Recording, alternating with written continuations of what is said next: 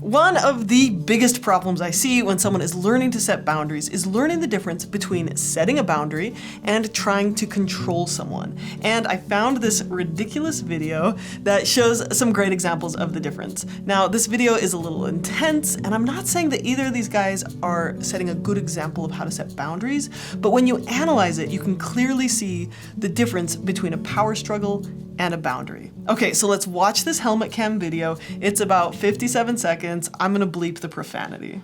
Call the cops on you, you understand? What? You ride that motorcycle in that park one more time and I'm calling the police on you. Do you understand me? This is where kids play. This is not a track for motorcycles. Kids are at school.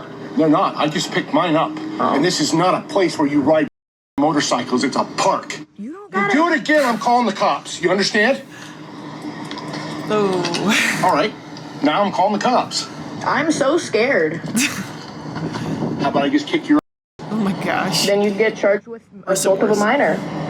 You ride your motorcycle in this park again and you're gonna go to jail. Says who? That's me. What if they don't catch me? Get the f*** out of here now. You come back over here again and I'm calling the cops. I live over here. I don't give a f***. You don't ride your motorcycle in the park. Go.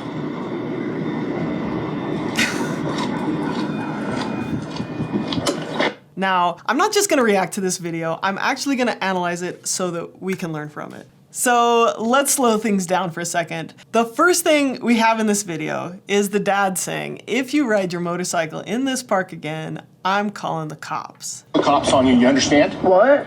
You ride that motorcycle in that park one more time and I'm calling the police on you. Okay, now he is clearly very emotional and he's acting aggressively with his finger in that kid's face. But he has actually set a boundary here. If you do A, then I will do B. This is the definition of a boundary. You express what's in your control. He has the ability to call the cops. Go for it. Now, a boundary is a boundary when it's an action within your control. You can't force the kid to stop riding his motorcycle, not legally or not physically, but you can dial your phone. So that's the definition of a boundary. It's something that's within your control. Now, it might be easy to hate on this dad here. Like, he's clearly lost control of his emotions a little. And like I said, he's not the best example of how to set a boundary. I'll show you a great example later in this video.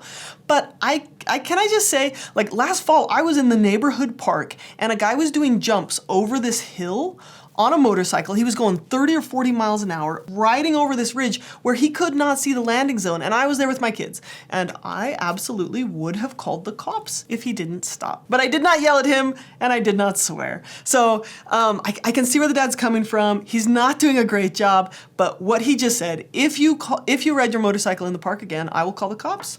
This was actually a boundary. And sometimes when you set a boundary, you get a little emotional, or your voice shakes, or you cry. But this was indeed a boundary. Now, we will have a different conversation on this channel about how to set boundaries calmly and assertively, how to not be aggressive like this guy, or passive, but we're just focusing on the difference between a power struggle and a boundary here, okay? Let's keep going. Do you understand me? This is where kids play. This is not a track for motorcycles. Kids are... Okay, so as soon as he jumps to you understand me, he is slipping. He's slipping into a power struggle because now he's trying to control something that he can't control. He's trying to get the kid to agree with him, and he's trying to get the kid to submit to him. He's playing right into the kid's hand. And so the kid says... Kids are at school. Kids are at They're school. not. I just picked mine up. Okay, so again, he's trying to convince the kid. He's trying to use the force of argument. He's trying to control something he cannot control. What someone else thinks or says. And now the kid sees a chance to struggle for control. Now, we accidentally do this all the time. Many people do it in a nice way, like, please don't talk to me that way, or please respect my space, turn down the music, please fill my car when you borrow it. That's offensive, right? Or you argue with someone or you debate with someone, right?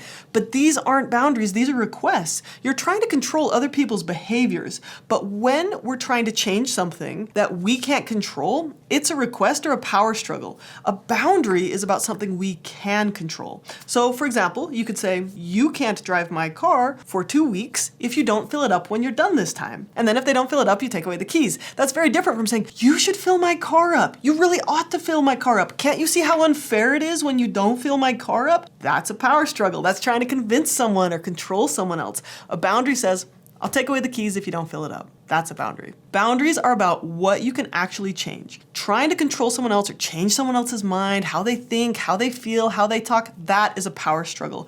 As soon as you're trying to convince someone to agree with you or submit to you, you're engaged in a power struggle.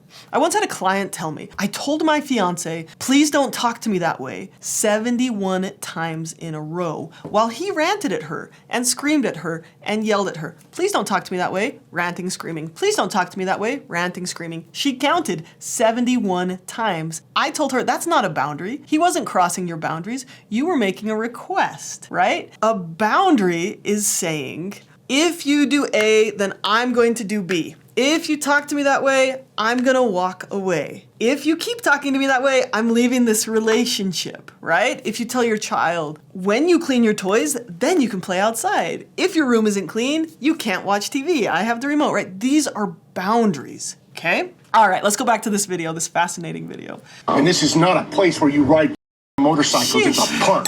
You don't got Do it again, I'm calling the cops. You understand? Okay, the kid actually tries to de-escalate here briefly, but the dad flies in with more attempts at control, swearing aggressively, trying to control this kid. And then finally, restating his boundary. So boundaries 2, attempts at control, power struggling, 6. Okay, so now the kid's doing the hand-talky thingy. He's trying to regain his sense of control by saying, you can't tell me what to do, right? All right, now I'm calling the cops. Okay, this isn't actually a boundary because he doesn't do it. It's a threat, but he doesn't follow through. I'm so scared. The kid's reasserting that he can't be controlled. How about I just kick your Okay, that's a threat. That's an attempt to control. It's also, as the kid says. Then you get charged with assault of a minor. So, boom, that's an excellent boundary, right? It's calmly stated, it's accurate, and calling the cops and reporting the crime would be within his realm of control. So there you go. There's a great boundary by that kid. You ride your motorcycle on this park again and you're gonna go to jail. Says who? So the kid's continuing to reassert that he cannot be controlled. That's me.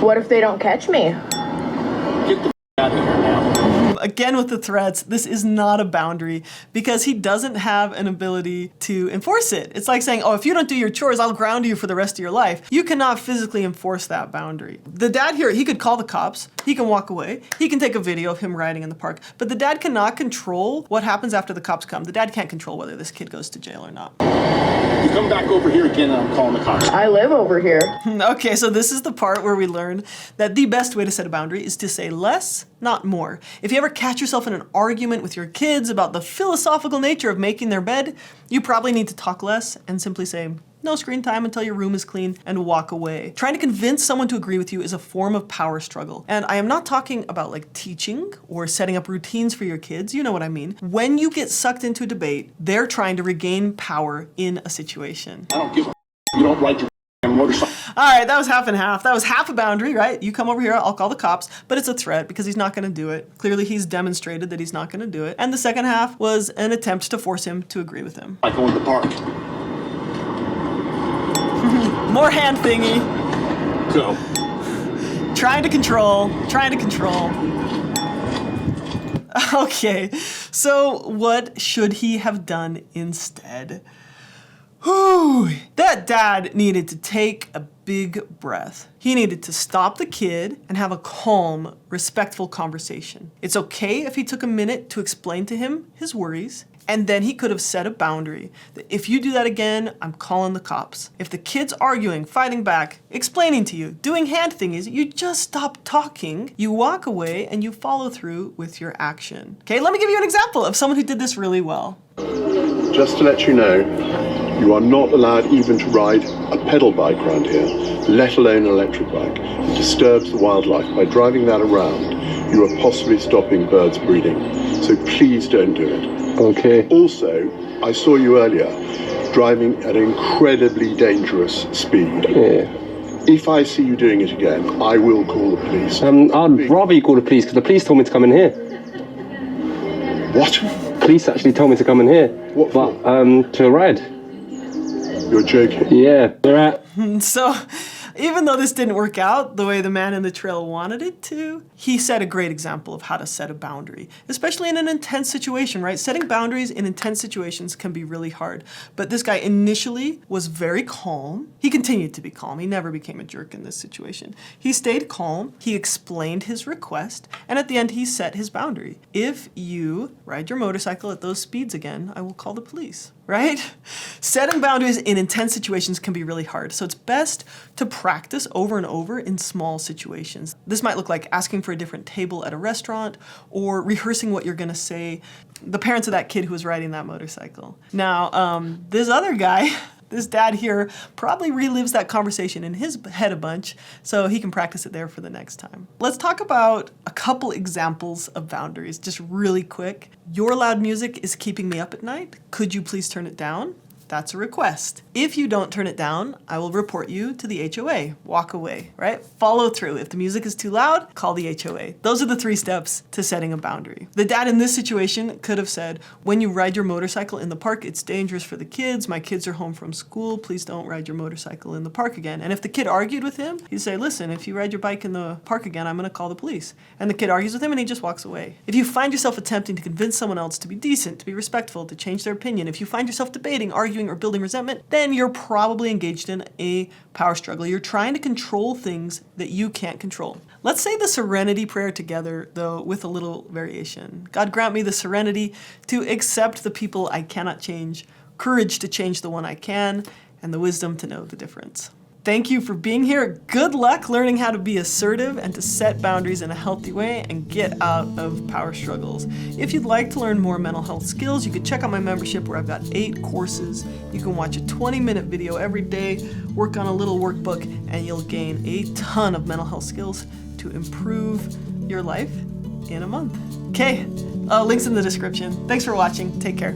Hey, if you found any part of this video helpful, I'd really appreciate it if you could give it a thumbs up or comment below what you found was helpful. Also, if you can think of someone who might benefit from this video, if you could share it, that'll help them. But all of these things help tell the algorithm that this content is helpful for people, and then they'll show it to more people who it can help. So really appreciate it. Thank you so much for being here. Take care.